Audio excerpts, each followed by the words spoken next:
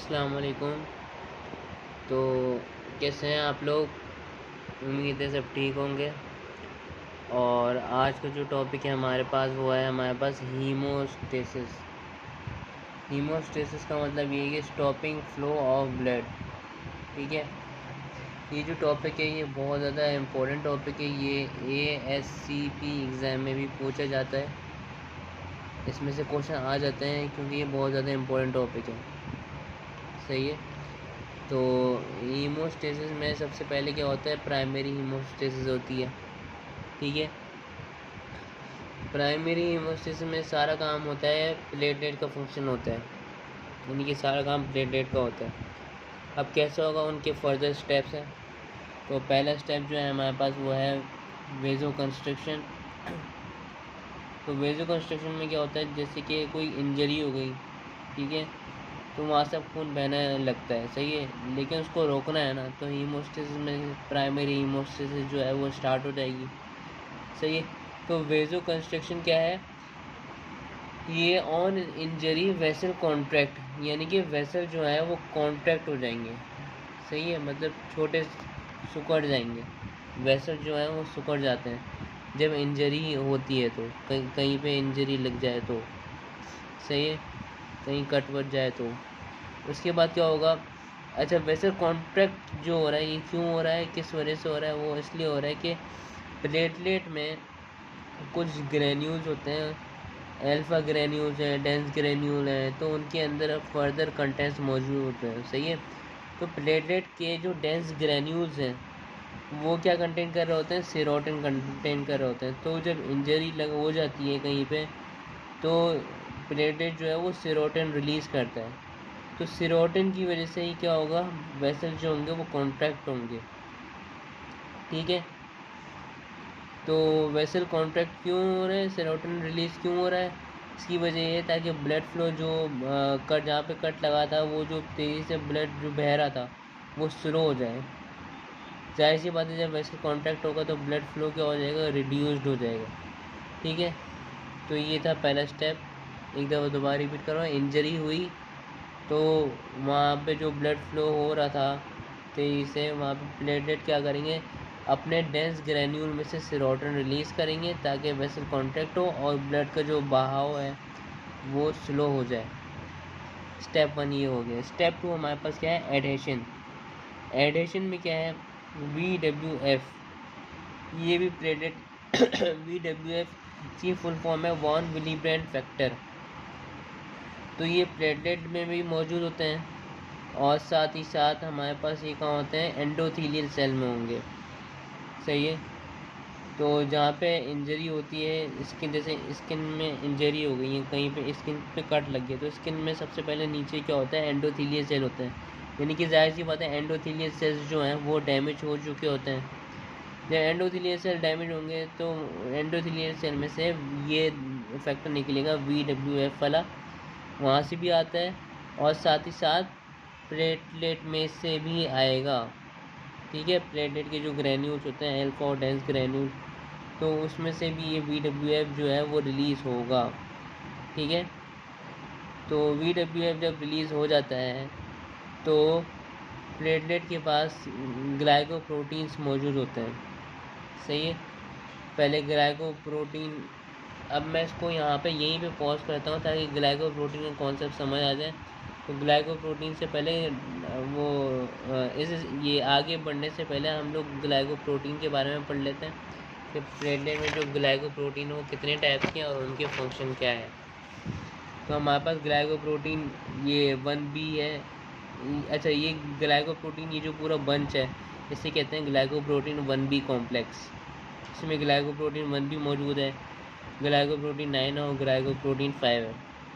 ये क्या करेगी, हेल्प इन एडेशन। एडेशन वही जो अभी हम लोग स्टेप पढ़ रहे थे, विथ वॉन विलीब्रेंट फैक्टर। ठीक है, तो ग्लाइकोप्रोटीन 1B कॉम्प्लेक्स, ये जितना भी कॉम्प्लेक्स है ये VWF के साथ मिल के एडेशन कराएगा। एडेशन जैसे कि यहाँ पे हम लोग पढ़ रहे थे, स्टेप 2 जो है हमारे पास एडेशन है।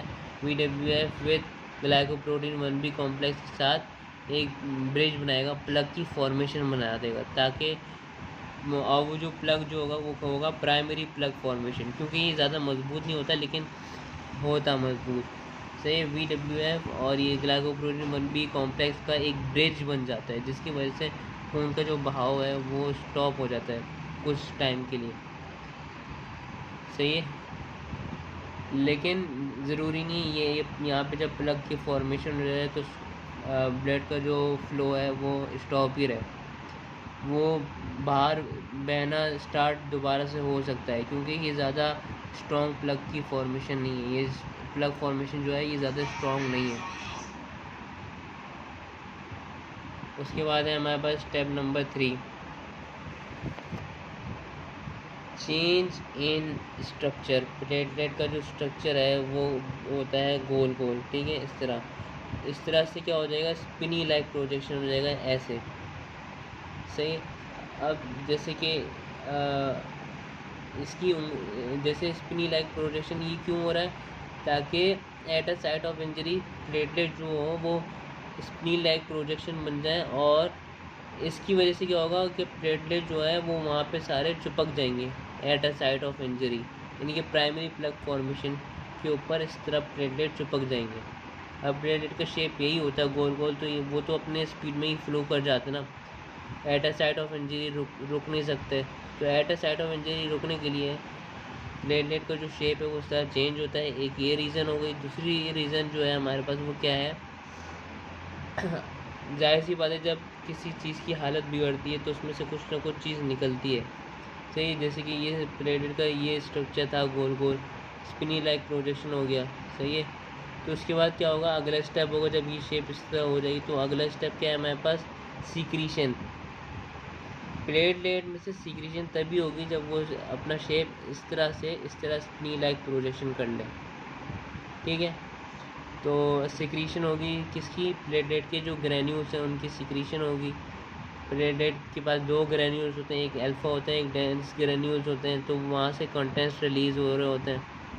सही है, जैसे कि एग्जांपल के तौर पे प्लेटलेट फैक्टर 4 हो गया, प्लेटलेट ग्रोथ फैक्टर हो गया, ADP हो गया। सही है, उसके बाद हमारे पास आता है आखिरी स्टेप प्राइमरी हीमोस्टेसिस का, जो है हमारे पास एग्रीगेशन। ठीक है, एडिशन वाले स्टेप में हमने ग्लाइकोप्रोटीन 1B कॉम्प्लेक्स के बारे में पढ़ा था। उसके अलावा और ये स्टेप चलने से पहले और ग्लाइकोप्रोटीन की हम पढ़ लेते हैं थोड़ा। जैसे कि यहाँ पे था ग्लाइकोप्रोटीन 1B कॉम्प्लेक्स स्टेप 2 में काम आ रहा था, यानी कि एडिशन वाले स्टेप में वॉन विलिब्रेन फैक्टर के साथ मिलकर प्राइमरी प्लग फॉर्मेशन बना रहा होता है। इसी तरह ग्लाइकोप्रोटीन 1A और 2A जो है वो भी एडिशन करेगा, लेकिन उसको VWF की ज़रूरत नहीं होती, ठीक है। और फिर ग्लाइकोप्रोटीन 2B और 3A ये एग्रीगेशन में मदद करेंगी, ठीक है।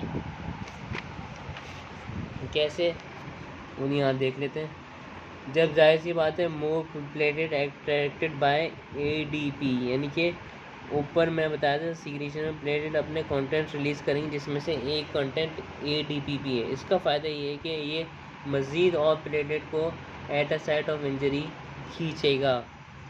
सही है, उसके बाद more platelet attracted by ADP release by platelet at site of injury. सही है, प्लेटेड वहाँ पे साइट ऑफ इंजरी में जमा हो गए ADP की वजह से। सही है, एग्रीगेशन में सबसे पहली चीज़ ये हो रही है। दूसरी चीज़ क्या है, फिब्रिनोजिन।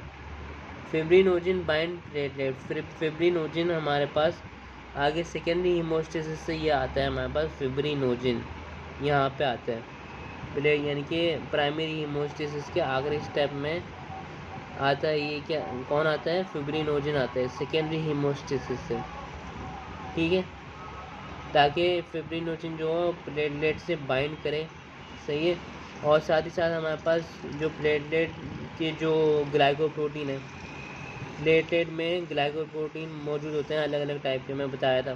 तो प्लेटलेट में ये वाले जो ग्लाइकोप्रोटीन है, ग्लाइकोप्रोटीन 2B और 3A, ये एग्रीगेशन में मदद करेंगे, यानी कि प्लेटलेट के ये वाले जो ग्लाइकोप्रोटीन है ये फिब्रिनोजन के साथ मिलेंगे और एक स्ट्रॉन्ग प्लग फॉर्मेशन हो जाएगी, यानी कि ये फाइनल स्टेप है जिसमें स्ट्रॉन्ग प्लग फॉर्मेशन हो जाती है और खून का जो फ्लो है जहाँ पे साइट ऑफ इंजरी हुई थी, जहाँ पे इंजरी लगी थी, वो क्या हो जाता है, स्टॉप हो जाता है। सही है।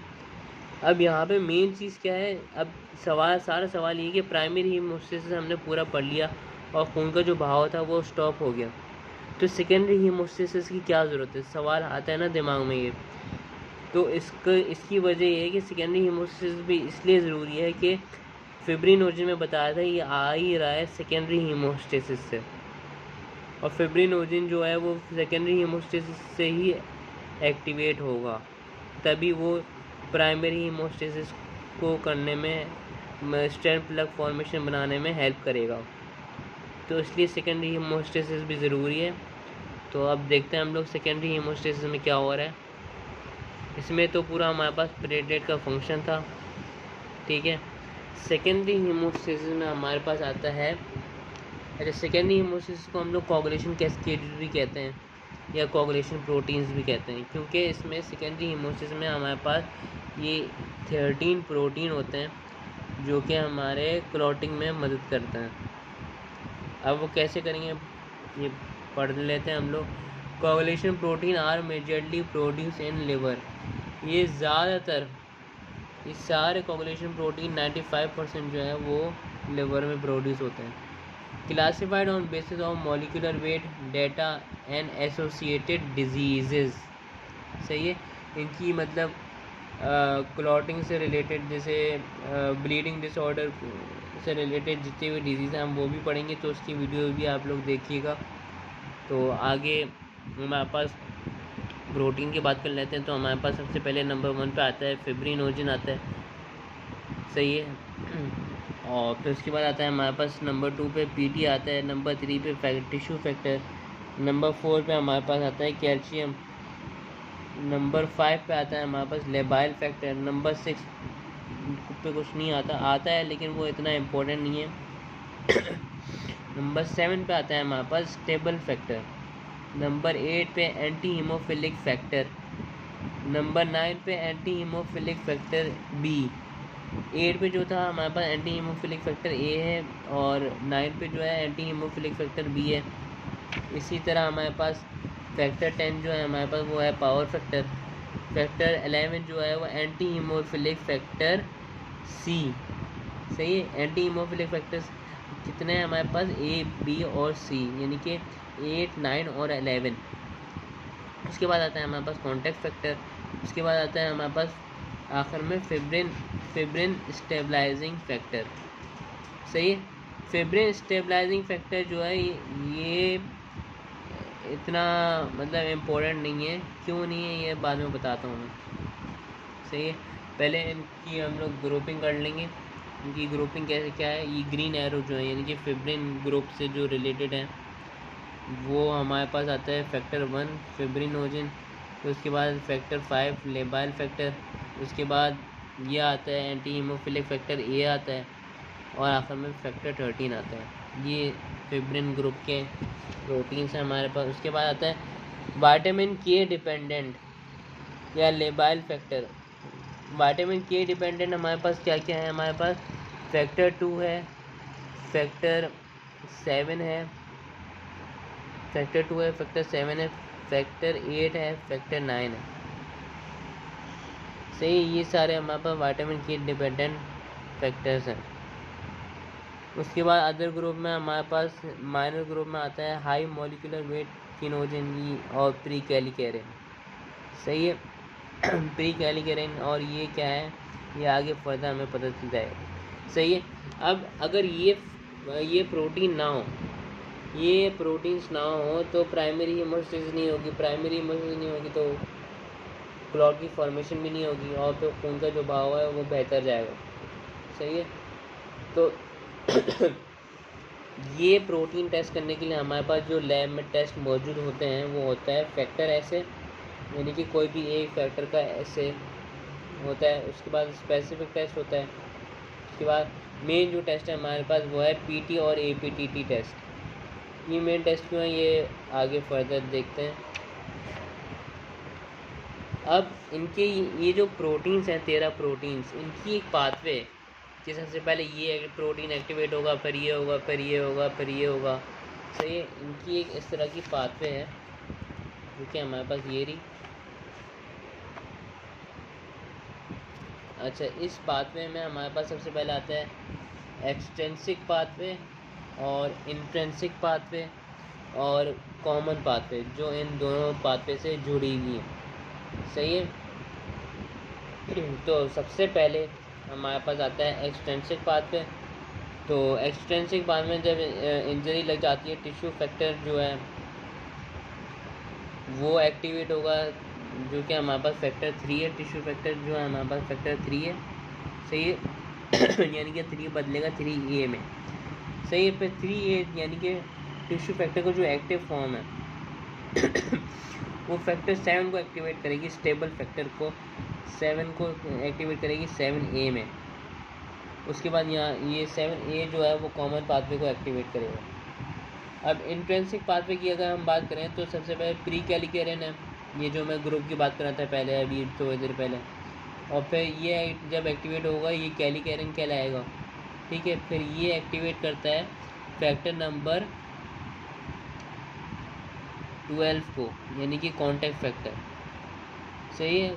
फिर ये अपने आप को एक्टिवेट करके इस तरह मतलब अब एक्टिव फॉर्म में आएगा, और फिर इसकी जो है कॉन्टैक्ट फैक्टर की एक्टिव फॉर्म जो है वो इसको एक्टिवेट करेगी एंटी हीमोफिलिक फैक्टर C, जो कि हमारे पास फैक्टर 11 था। ये यानी फैक्टर 11 फिर एक्टिवेट होने के बाद वो फैक्टर 9 को एक्टिवेट करेगा, यानी एंटी हीमोफिलिक फैक्टर B। फिर एंटी हीमोफिलिक फैक्टर B जो एक्टिवेट हो जाएगा तो फिर वो कॉमन पाथवे को एक्टिवेट करेगा। सही है।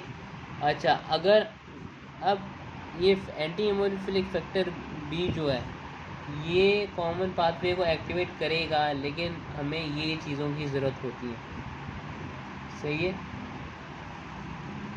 तो PL फॉस्फोलिपिड हो गया, कैल्शियम हो गया, और factor number 8 anti haemophilic factor A, ये तीनों की हमें रिक्वायरमेंट है। अगर ये तीनों ना हो तो इंट्रेंसिक जो है वो कॉमन पाथवे में एक्टिवेट नहीं होगा। सही है। तो या अब क्या होगा, हमारे पास कॉमन पाथवे आ गया। कॉमन पाथवे की बात अगर हम बात करें तो क्या है हमारे पास, सबसे पहले फैक्टर 10 है। सही है। एक्सट्रेंसिक में से फैक्टर 7 जो है यानी स्टेबल फैक्टर, वो फैक्टर 10 को एक्टिवेट करेगा, और इंट्रेंसिक में से जो है वो हमारे पास एंटी हीमोफिलिक फैक्टर B जो है वो फैक्टर 10 को एक्टिवेट करेगा। सही है। यानी कि पावर फैक्टर ये जब एक्टिवेट हो जाएगा तो फिर क्या होगा, 10 की जो एक्टिव फॉर्म होगी वो फैक्टर नंबर 2 को एक्टिवेट करेगी। सही है। लेकिन 10 की जो एक्टिव फॉर्म है वो 2 एक्टिवेट करने से पहले उसको इन चीज़ों की रिक्वायरमेंट है। फैक्टर 5 यानी कि लेबाइल फैक्टर, फैक्टर क्या ये कैल्शियम जो है हमारे पास, कैल्शियम हमारे पास कौन सा फैक्टर था, मेरे ख्याल से फैक्टर 4 था हमारे पास कैल्शियम। ये यहाँ पे हम लोग देख लेते हैं। हाँ, फैक्टर 4 था हमारे पास कैल्शियम। तो फैक्टर 4 की रिक्वायरमेंट है हमारे पास, और फैक्टर 5 लेबाइल फैक्टर की रिक्वायरमेंट है, और ये फॉस्फोलिपिड। सही है। तो 10 की जो एक्टिव फॉर्म है यानी पावर फैक्टर की जो एक्टिव फॉर्म है वो फैक्टर 2 को एक्टिवेट करेगा। सही है। और फिर फैक्टर 2 खुद एक्टिवेट होगा तो फैक्टर 2 क्या कहलाता है वैसे, प्रोथ्रोम्बिन कहलाता है। जब ये एक्टिवेट होगा तो ये थ्रोम्बिन कहलाएगा। सही है। और फिर थ्रोम्बिन जो है वो फिब्रिनोजन को एक्टिवेट करवाएगा। अब देखो यहाँ पे फिब्रिनोजन हमारे पास आ जाता है, तो मैंने कहा था ये फिब्रिनोजन जो है ये प्राइमरी फैक्टर के आखिरी स्टेप यानी कि एग्रीगेशन में ग्लाइकोप्रोटीन प्लेटलेट की जो ग्लाइकोप्रोटीन 2 और 3 हैं, 2B और 3A के साथ ये जो फिब्रिनोजन है ये उसके साथ मिलेगा और एक्टिव फॉर्म में हो जाए, कन्वर्ट हो जाएगा, यानी कि फिब्रिन में कन्वर्ट होगा, और यहाँ पे प्राइमरी स्ट्रॉन्ग वो बना देगा, प्राइमरी स्ट्रॉन्ग प्लग फॉर्मेशन बना देगा। ये फिब्रिनोजन जो है ये हमारे पास प्राइमरी हीमोस्टेसिस के आखिरी स्टेप में है। ये हम लोग एक दफ़ा दोबारा देख लेते हैं। ये यहाँ पे फिब्रिनोजन की बात हुई थी। सही है। तो फिब्रिनोजन प्लेटलेट के इन ग्लाइकोप्रोटीन के साथ स्ट्रॉन्ग यानी स्ट्रेथन यानी स्ट्रॉन्ग प्लग फॉर्मेशन बनाएगा। सही है। तो ये जो पाथवे है हमारे पास, ये आगे फर्दर ब्लीडिंग डिसऑर्डर में बहुत ज़्यादा काम की चीज़ है। ठीक है, तो नेक्स्ट वीडियो में बनाता हूँ, तो उसमें इन्हीं चीज़ों का जिक्र होगा। ठीक है, तो वीडियो अगर आपको समझ आए तो प्लीज़ लाइक करें, शेयर करें और चैनल को सब्सक्राइब करें। Thank you. अल्लाह हाफ़िज़।